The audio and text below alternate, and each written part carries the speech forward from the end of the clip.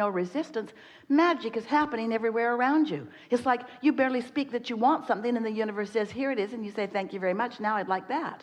That really is the way it can be for you.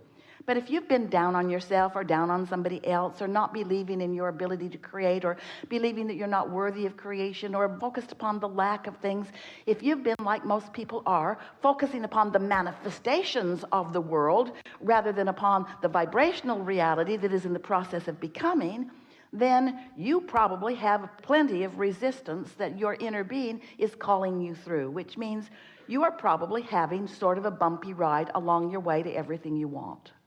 Some of you won't get there till you croak, because you have thoughts that you keep thinking. That's what beliefs are. A belief is just a thought that you continue to think.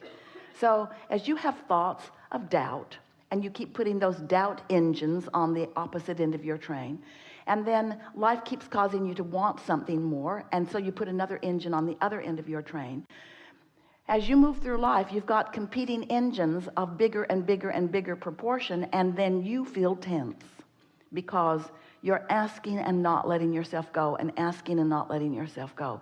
And here's the thing that is most interesting to us, and the thing that we most want you to hear from us. Your inner being will never stop calling you this way. Now, if your inner being would stop calling you this way, you'd feel better, since you got opposing engines going the other way, because then at least there wouldn't be tension. You'd just go in the opposing direction of what you really mean, but it wouldn't be tense. But your inner being will never stop calling you. Your inner being will never stop keeping its promise to you, that since your leading edge physical human experience has caused you, and in fact the entire universe, to expand, your inner being will never stop calling you forward into that expansion. And so that brings us to step 3. Step 1 is you ask. Step 2 is source answers and continues to call you and answer you. Step 3 is you got to find some way to stop putting engines on the other end of that train.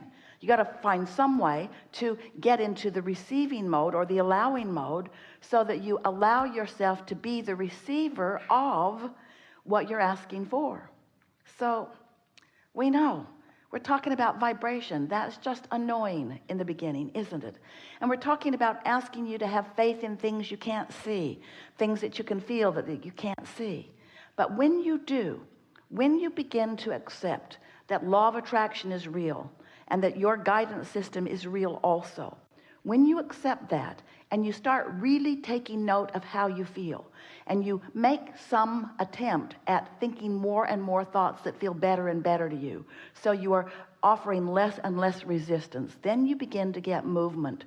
And when you begin to get movement, so that those thoughts that you have set into motion are allowed by you to turn into things, to turn into ideas, into rendezvous, into experiences, and into manifestations. When you witness your thoughts, your deliberate thoughts turning to things, then you get it.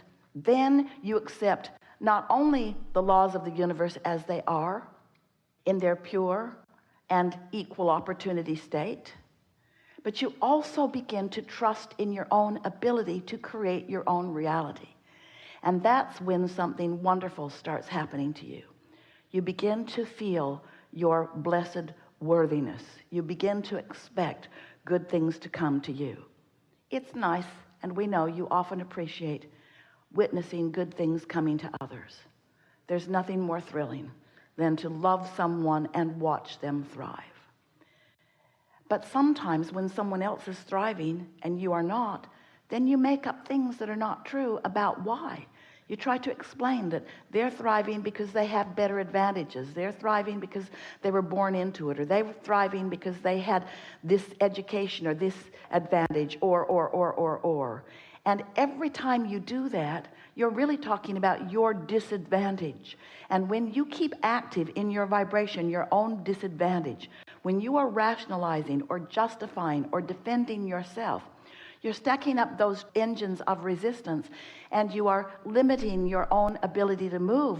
But here's the thing. You've already asked, and it's already been given, and you're already being called. And so every time you do that, the tension is greater within you, which causes you to feel greater anger or greater depression or greater feeling that you are being left out in some way. And we want you to know You are never being left out. As you look across the board in the world in which you live, on subject after subject as it relates to you or maybe to others, you might notice that things are not even. Different people are living different experiences, and certainly it isn't even, but it is always fair, because it is always law of attraction responding to the vibrational output of whatever's going on. So rather than arguing in a limiting way that it's just not fair that you're not getting something and somebody else is, stop, if you can, looking at the manifestation and begin to evaluate just for a little while what you're doing vibrationally. Because what you will begin to notice is that those that are thriving on whatever subject of desire it is that you are witnessing are thriving because their mood or their attitude or their opinion about it is something that is working for them. You cannot work against yourself, even by noticing what is, if what is isn't what you want to be, without limiting yourself. And that slowdown doesn't feel good to you.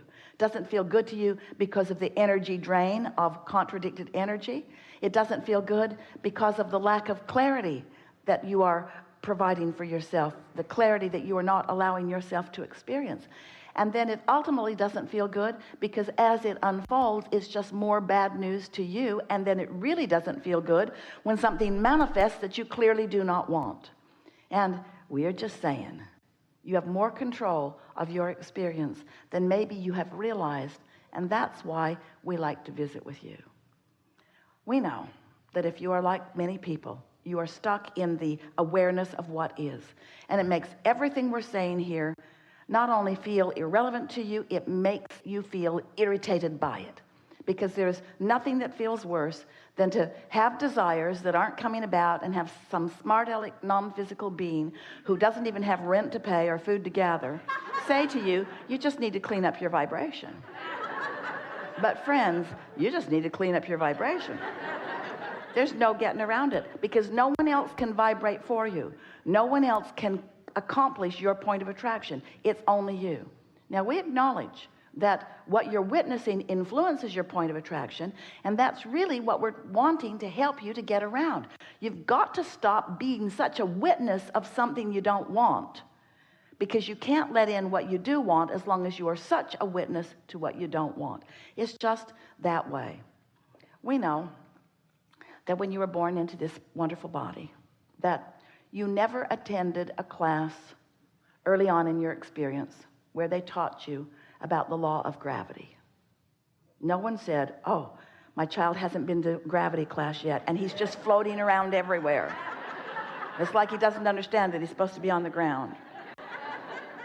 Nobody was worried about that, because everybody thought that it was pretty clear that if you jump off of something, you're going to go down, not up. And so we want to acknowledge that law of attraction is as easy to understand as that, especially once someone has defined it to you in the way that we have. You really don't need a class about law of attraction. You just need observation. I thought this, I felt this way, and this happened. I thought this, I felt this way, and this happened. Law of attraction is not going to be squirrely. It's not going to be partisan. Law of attraction is not going to be unobjective or partial. Law of attraction is going to respond to you the way you get what you think about, whether you want it or not. That's it. So whatever you've got, you thought about. How about that? Now, sometimes you don't want to hear that, because you say, wait a minute, I did not think about this thing that I got. Esther said to us in those early days, Abraham, but it's true. It's true. You want me to not think about this thing that is true? And we said, she didn't like this either. We said, what's truth got to do with it? She was shocked. Abraham, you pretend that you're non-physical goodness. What do you mean? It's irrelevant if it's true. And we said, law of attraction will make anything that you focus upon true. Law of attraction will cause anything that you focus upon to be a manifestation that you and others can see. So your criteria must not be if it's true. Your criteria must be, do I prefer it? Do I want it in my experience? Do I want to be the perpetuator of that? Do I want more of that in the world? Do I want more of that in my world? And if the answer is yes, then give it your undivided attention. But if the answer to that is no, I do not want that, then withdraw your attention from it. That's not easy, is it? Taking your attention away from something. I'm not going to think about that. I'm not going to think about that. What? That thing I'm thinking about. I'm not going to think about that. But you're thinking about that thing you're not wanting to think about while you're saying you're not going to think about that thing, aren't you? And so you can't not think about something because you're thinking about it while you're not wanting to think about it. But you could think about something else. And that really is the art of deliberate creation, is to find something that is pleasant to think about and then think about it long enough that some momentum becomes big enough that then the thought will begin to entice you and to call you, and so will the evidence. You live, we all do, in a universe of attraction, which means this is an inclusion-based universe. There's no exclusion. So when you see something that you want and you say yes to it, you are calling to you this thing that you want. But when you see something and you shout no at it, you are calling to you this thing you do not want. There's no yes or no. There's only attention to it. And attention to it causes an activation within you. And if it's there long enough, law of attraction begins to respond to your active vibration. So, you, dear hearts, are a mixed bag. You're offering vibration about lots of things. And that's all right, because after all, you came to do some step one. And you can't do some step one if there's not some contrast that causes you to choose. That's the difference between you and your inner being. You said, I'll go forth and I will explore contrast and I will come to new awarenesses about what improvements would be. And your inner being said, and we will stay here, and when you find an improvement, we will focus upon it unendingly until you and we are able to bring it about into full manifestational form. And everything you see around you has happened because there has been a vibration and then enough thought about it that a thought has turned to a thing. So, we've enjoyed this interaction immensely. It's lovely to come together with you. We like to chew with you upon the things that are important to you. You'll notice as we are playing together here today that it is our powerful intention to help you discern the perspectives that you are holding that are helpful to you and the perspectives that you are holding that aren't helpful to you. Because once you've asked and once it's been given and once you have found a way to come into steady alignment, that's what step 3 is.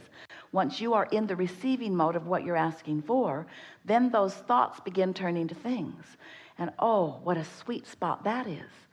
And step 4 is really when you're really good at step 3. Funny to give a whole step to just being good at the step before. But it's really worth doing because every now and again you just stumble into the receiving mode and something wonderful happens. But to do it on purpose and to be able to maintain it and to realize when you're slipping from it and then to do something about it, to deliberately focus your thoughts, to meditate when things are not going well, to get a good night's sleep, to wake up the next day, to deliberately get off on the right vibrational foot, to accomplish the mastery of being in the receiving mode. That's really what you were born knowing you can do, expecting that you would do, and it's really what we've come to remind you that you can do. Step 4 is the mastery of that alignment. And then step 5, maybe our favorite step. Step 5 is when you're back in step 1 exploring contrast, but you're not mad at yourself. You could say that your inner being dwells always in step 5 because your inner being never loses vibrational altitude by focusing on whatever you're about. Your inner being has true compassion, the ability to see you where you are without dipping in vibration, because your inner being is always solution oriented, always focused upon where you are really at this time. Empathy, you empathize with each other. You say to your friend, you need to be there for me, and I'm in a bad place, so I don't care where you are, you need to join me and complain with me about this thing that is bothering me. And usually, if you're good at influence, you will influence your friend in time to join you there. Doesn't feel good to you, doesn't feel good to your friend, but most humans, we love you so much, are fickle. But your inner being won't ever join you in that lower vibration. And that's why you always have that guiding light to feel your way into alignment with. That's why your vortex can always be felt by you unless you're too far gone in the opposite direction for now. But after a good night's sleep, you're back in the game again. So